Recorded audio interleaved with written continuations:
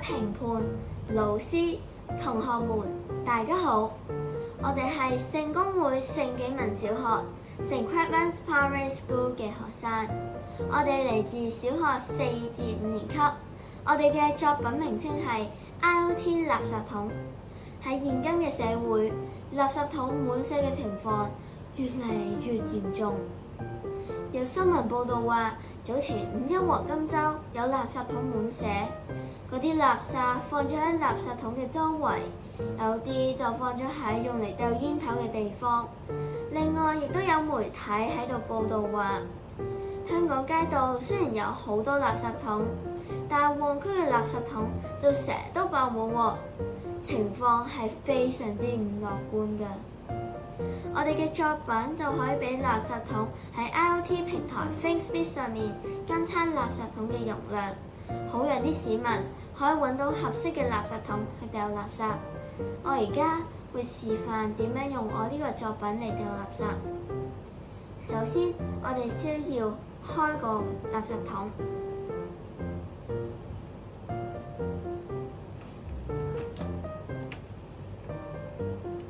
跟住將垃圾桶嘅電源開啟，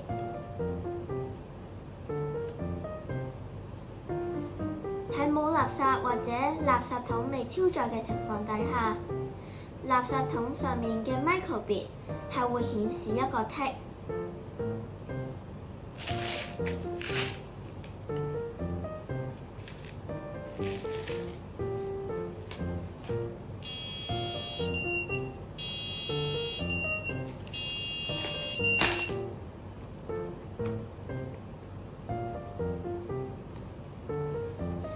垃圾桶超載嘅時候 ，microbit 嗰塊板上面會發出一個蜂鳴嘅聲音，同埋 microbit 嘅板上面都會有一個交叉嘅顯示。而清潔工亦都可以因應資料，針對特定嘅垃圾桶而加強清掃，同埋轉移至更多人使用嘅地方，以改善社區嘅衛生。我發覺原來香港市民對帶走垃圾、等咗合適嘅垃圾桶先掉垃圾係完全冇耐性嘅。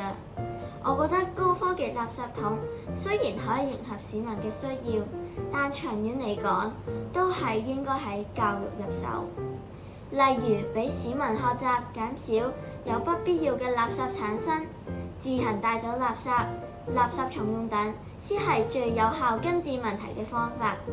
相信以上方法可以改善垃圾桶滿瀉嘅問題。多謝大家。